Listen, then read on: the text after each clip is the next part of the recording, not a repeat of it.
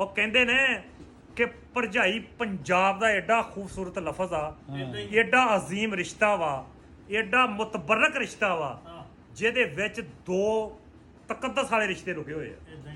ਭਰਜਾਈ ਦੇ ਵਿੱਚ ਭਰਜਾਈ ਵਾਲੇ ਰਿਸ਼ਤੇ 'ਚ ਲਫ਼ਜ਼ 'ਚ ਦੋ ਤਕੱਦਸ ਵਾਲੇ ਰਿਸ਼ਤੇ ਜੁੜੇ ਹੋਏ ਆ। ਕੀ ਅਗਰ ਭਰਜਾਈ ਵੱਡੀ ਆ ਤੇ ਮਾਂ ਬਰਾਬਰ ਆ, ਜੇ ਛੋਟੀ ਆ ਤੇ ਭੈਣ ਬਰਾਬਰ ਆ। ਯਾਨੀ ਕਿ ਇਸ ਕਾਇਨਾਤ ਦੇ ਤਕੱਦਸ ਵਾਲੇ ਸਭ ਤੋਂ ਅਜ਼ੀਮ ਦੋ ਰਿਸ਼ਤੇ ਆ, ਮਾਂ ਦਾ ਰਿਸ਼ਤਾ ਤੇ ਭੈਣ ਦਾ ਰਿਸ਼ਤਾ।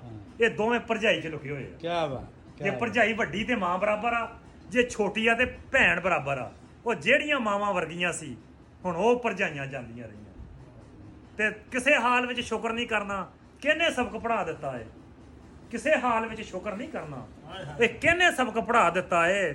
ਉਹ ਅੱਜ ਦੀ ਇਸ ਹਿਰਸ ਜ਼ਾਲਮ ਨੇ ਵੀਰ ਨਾਲ ਵੀਰ ਲੜਾ ਦਿੱਤਾ ਏ। ਮਾਲ ਹਰਾਮ ਦਾ ਹੁਣ ਖਾਈ ਜਾਂਦੇ, ਉਹ ਨੇਕ ਕਮਾਈਆਂ ਜਾਂਦੀਆਂ ਰਹੀਆਂ।